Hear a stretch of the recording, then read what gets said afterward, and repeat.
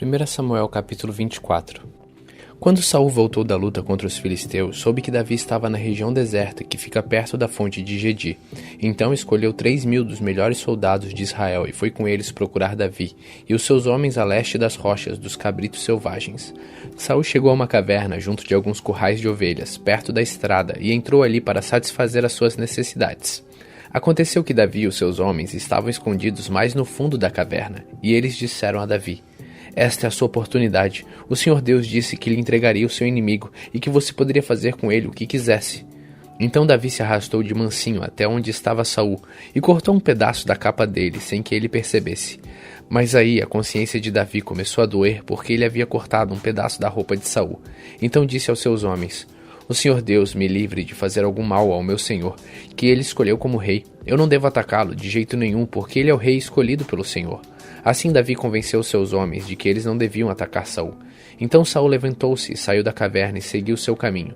Davi saiu atrás dele e gritou: "Rei Saul!" Ele virou-se e Davi, em sinal de respeito, se ajoelhou e encostou o rosto no chão. Então disse: "Por que é que o Senhor dá atenção às pessoas que dizem que eu quero prejudicá-lo? O Senhor pode ver por si mesmo que hoje, na caverna, o Senhor Deus o entregou a mim. Alguns me disseram que eu o matasse, mas eu não quis fazer isso. Eu disse que não levantaria um dedo contra o Senhor, pois o Senhor o escolheu para ser rei. Veja, meu pai, veja o pedaço da sua capa que está na minha mão. Eu cortei o pano, mas não matei o Senhor. Isso prova que eu não penso em me revoltar contra o Senhor, nem em fazer-lhe nenhum mal. Eu sabia muito bem que o Senhor está procurando me matar, mas mesmo assim eu não o ataquei. Que o Senhor Deus julgue qual de nós dois está errado, e que ele castigue o Senhor pelo que fez contra mim, pois eu não vou atacá-lo de jeito nenhum. Como diz o velho ditado, o mal vem dos maus, mas eu não lhe farei nenhum mal. Vejam o que o rei de Israel está tentando matar. Vejam só o que ele está caçando. Um cachorro morto, uma pulga. O Senhor Deus vai julgar e decidir qual de nós dois está errado. Que ele me julgue, me defenda e me livre do Senhor." Quando Davi acabou de falar, Saul disse: "É você mesmo, meu filho Davi?" E Saul começou a chorar. Então disse a Davi: "Você está certo e eu estou errado. Você tem sido muito bom para mim, enquanto eu lhe tenho feito muito mal. Hoje você mostrou o quanto é bom para mim, pois não me matou, embora o Senhor me tivesse entregado a você. Será que alguém, depois de pegar o seu inimigo, o deixa ir embora são e salvo?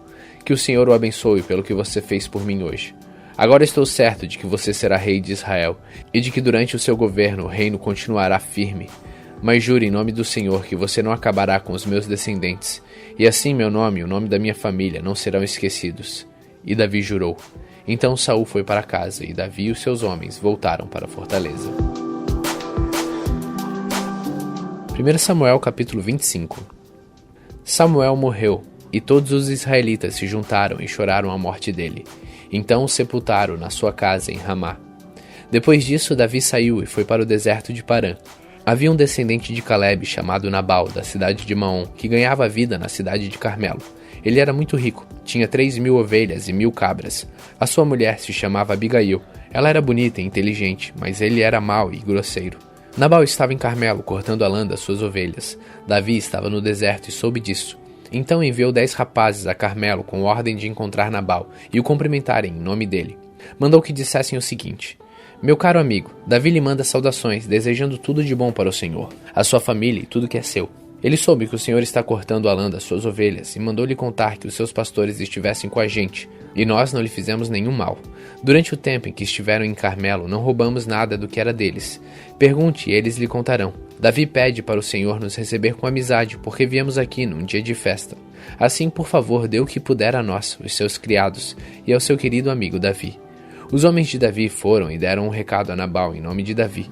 Então ficaram esperando, e Nabal respondeu: "Davi, filho de Jessé? Quem é ele? Nunca ouvi falar nele. Hoje em dia há muitos escravos que fogem dos seus donos. O meu pão, a minha água e os animais que matei para dar aos meus empregados eu não darei a homens que eu nem sei de onde vieram." Os homens de Davi voltaram e contaram o que Nabal tinha dito. Então Davi disse: "Ponham as suas espadas nos cintos." E todos obedeceram. Davi também pegou as suas espadas e saiu com mais ou menos 400 dos seus homens, enquanto 200 ficaram para trás com a bagagem. Um dos empregados de Nabal disse a Abigail, a mulher de Nabal: "A senhora soube? Davi enviou do deserto uns mensageiros com saudações para o nosso patrão, mas eles os tratou mal. No entanto, eles têm sido muito bons para com a gente e nunca nos incomodaram. E durante todo o tempo em que estivemos com eles nos campos, eles não roubaram nada do que era nosso. Eles nos protegeram dia e noite, todo o tempo em que estiveram com eles, tomando conta dos nossos rebanhos. Pense nisso e resolva o que fazer. Isso poderá vir a ser um desastre para o nosso patrão e toda a sua família. Ele é tão mau que ninguém pode falar com ele. Então Abigail pegou depressa 200 pães, 2 odres cheios de vinho, 5 ovelhas assadas, uns 17 quilos de trigo torrado, 100 cachos de passas e 200 pastas de figos secos, e pôs tudo sobre os jumentos. Então disse aos empregados: "Vão na frente, que eu vou atrás." Porém não contou nada ao seu marido. Abigail ia montado no seu jumento e de repente, numa curva na descida, encontrou Davi e os seus homens, que vinham na sua direção. Davi tinha pensado assim: "De que me adiantou proteger a propriedade deste homem aqui no deserto? Nós não roubamos nada do que era dele, e é assim que ele me paga a ajuda que lhe dei? Que Deus me castigue se eu não matar até o último daqueles homens antes do amanhecer." Quando Abigail viu Davi, desmontou depressa, ajoelhou-se diante dele e encostou o rosto no chão, aos seus pés, dizendo: "Por favor, senhor, escute-me. Eu sou a culpada. Por favor, não dê atenção a Nabal, pois ele não vale nada. Ele é exatamente o que o seu nome quer dizer, um tolo. Eu mesmo não vi os rapazes que o Senhor mandou. Foi o Senhor Deus quem impediu que o Senhor se vingasse e os matasse os seus inimigos. Agora eu juro, pela sua vida e pela vida do Senhor, que todos os seus inimigos e todos os que querem prejudicá-lo serão castigados como Nabal. Senhor, faça o favor de aceitar este presente que eu lhe trouxe e entregue aos seus homens. Perdoe, por favor, qualquer coisa errada que eu tenha feito. O Senhor Deus fará com que o Senhor seja rei, e também os seus descendentes, pois o Senhor está combatendo o combate dele. E o Senhor não vai fazer nenhum mal enquanto viver. Se alguém o atacar e tentar matá-lo, o Senhor, seu Deus, o protegerá como um homem que guarda um tesouro precioso. Mas ele vai jogar longe os seus inimigos, como um homem que atira pedras com a sua funda. O Senhor Deus cumprirá todas as coisas boas que lhe prometeu, e o fará rei de Israel. E quando isso acontecer, o Senhor não terá motivo para se arrepender, ou sentir remorso por haver matado sem razão, ou por ter se vingado por si mesmo. E quando o Senhor Deus o abençoar, não esqueça de mim." Davi respondeu: "Louvado seja o Senhor, o Deus de Israel, que mandou você hoje para me encontrar. Graças ao que você fez hoje e ao seu juízo, eu deixei de cometer um crime de morte e fui impedido de me vingar por mim mesmo. Que o Senhor Deus me livre de fazer algum mal a você. Eu juro pelo Senhor, o Deus de Israel, o Deus vivo, que se você não tivesse se apressado e não tivesse vindo me encontrar, amanhã cedo todos os homens de Nabal estariam mortos, até os meninos." Então Davi aceitou o que ela havia trazido e disse: "Volte para casa e não se preocupe, eu farei o que você quiser." Abigail voltou para o seu marido Nabal, que estava em casa, festejando como um rei. Ele estava bêbado e alegre, então ela não lhe contou nada. Na manhã seguinte, quando ele não estava mais bêbado, ela lhe contou tudo. E aí ele teve um ataque e ficou completamente paralisado. Uns 10 dias depois, a ira de Deus feriu Nabal, e ele morreu.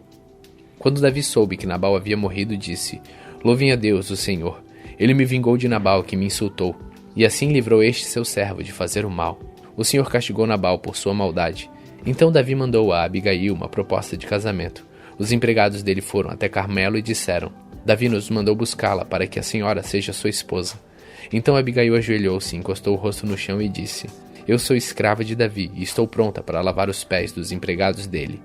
Aí ela se levantou depressa e montou o seu jumento, e acompanhada por suas 5 empregadas, partiu na companhia dos empregados de Davi, e se tornou esposa dele. Davi tinha casado com Ainoã, de Jezreel, e agora Abigail também se tornou a sua esposa. Nesse meio tempo, Saul tinha dado a sua filha Mical, que tinha sido esposa de Davi, a Palti, filho de Laís, da cidade de Galim.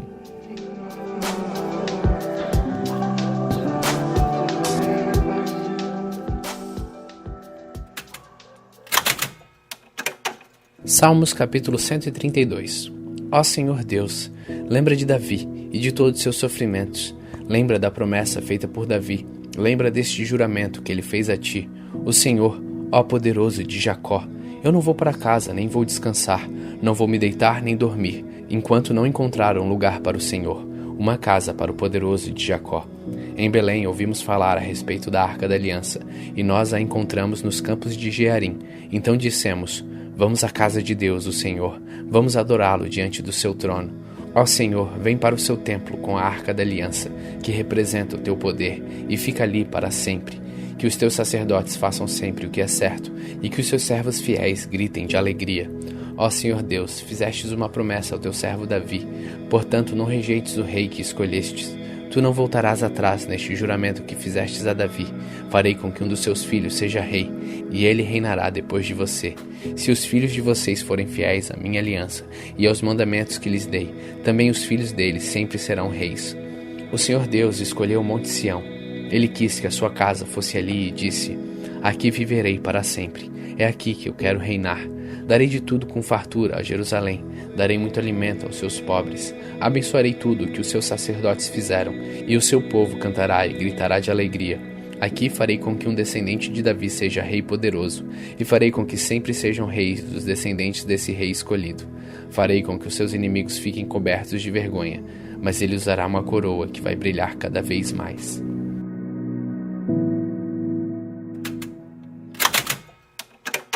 Gálatas capítulo 1. Eu, Paulo, escrevo esta carta, eu que fui chamado para ser apóstolo, não por pessoas ou por meio de uma pessoa, mas por meio de Jesus Cristo e por Deus, o Pai, que ressuscitou Jesus da morte. Todos os irmãos que estão aqui comigo mandam saudações às igrejas da Galácia. Que a graça e a paz de Deus, nosso Pai, e do Senhor Jesus Cristo estejam com vocês. Em obediência à vontade do nosso Deus e Pai, Cristo se entregou para ser morto a fim de tirar os nossos pecados e assim nos livrar deste mundo mau. A Deus seja a glória para todos sempre. Amém. Estou muito admirado com vocês, pois estão abandonando tão depressa aquele que o chamou por meio da graça de Cristo e estão aceitando outro evangelho. Na verdade, não existe outro evangelho. Porém, eu falo assim porque há algumas pessoas que estão perturbando vocês, querendo mudar o evangelho de Cristo. Mas se alguém, mesmo que seja um de nós ou um anjo do céu, anunciar a vocês um evangelho diferente daquele que temos anunciado, que seja amaldiçoado. Pois já dissemos antes e repetimos, se alguém anunciar o evangelho diferente daqueles que vocês aceitaram, que a pessoa seja amaldiçoada. Por acaso eu procuro a aprovação das pessoas? Não. O que eu quero é a aprovação de Deus. Será que agora eu estou querendo agradar as pessoas? Se tivesse, eu não seria servo de Deus. Meus irmãos, eu afirmo a vocês que o evangelho que eu anuncio não é uma invenção humana. Eu não recebi de ninguém, e ninguém o ensinou a mim, mas foi o próprio Jesus Cristo que revelou para mim. Vocês ouviram falar de como eu costumava agir quando praticava a religião dos judeus, sabendo que eu perseguia sem dó nem piedade a igreja de Deus e fazia tudo para destruí-la. Quando praticava essa religião, eu estava mais adiantado do que a maioria dos meus patrícios da minha idade e seguia com mais zelo do que eles as tradições dos meus antepassados. Porém Deus, na sua graça, me escolheu antes mesmo de eu nascer e me chamou para servi-lo. Quando ele resolveu revelar para mim o seu filho, a fim de que eu anunciasse aos não-judeus a boa notícia a respeito dele, eu não fui pedir conselhos a ninguém, e também não fui até Jerusalém para falar com aqueles que eram apóstolos antes de mim. Pelo contrário, fui para a região da Arábia, e depois voltei para Damasco. 3 anos depois, fui até Jerusalém para pedir informações a Pedro, e fiquei 2 semanas com ele. E não falei com nenhum outro apóstolo, a não ser com Tiago, irmão do Senhor. O que eu estou escrevendo a vocês é verdade. Deus sabe que eu não estou mentindo. Depois fui para as regiões da Síria e da Sicília. Durante esse tempo, as pessoas das igrejas da Judéia não me conheciam pessoalmente. Elas somente tinham ouvido o que outros diziam. Aquele que antes nos perseguia está anunciando agora a fé que no passado tentava destruir. E louvaram a Deus por minha causa. Gálatas capítulo 2. 14 anos depois, eu voltei para Jerusalém com Barnabé e levei Tito comigo. Voltei para lá porque Deus me revelou que eu devia fazer isso.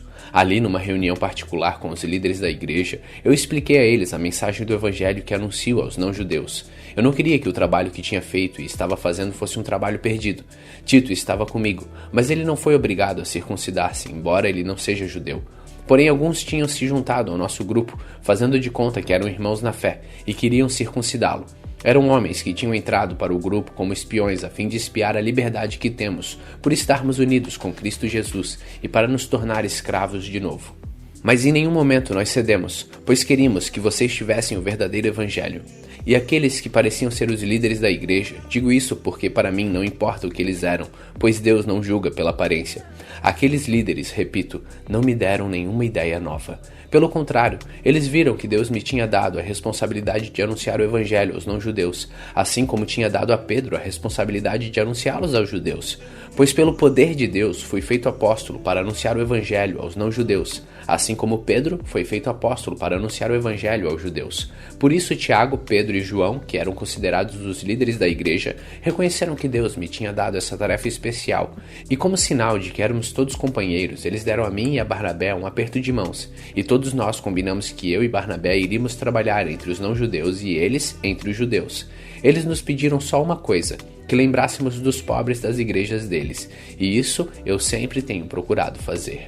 Porém, quando Pedro veio para Antioquia da Síria, eu fiquei contra ele em público, porque ele estava completamente errado. De fato, antes de chegarem ali alguns homens mandados por Tiago, Pedro tomava refeições com os irmãos não-judeus. Mas depois que aqueles homens chegaram, ele não queria mais tomar refeições com os não-judeus, porque tinha medo dos que eram a favor de circuncidar os não-judeus. E também os outros irmãos judeus começaram a agir como hipócritas, do mesmo modo que Pedro, e até Barnabé se deixou levar pela hipocrisia deles. Quando vi que eles não estavam agindo direito, de acordo com a verdade do Evangelho, eu disse a Pedro na presença de todos: "Você é judeu, mas não está vivendo como judeu, e sim como não-judeu.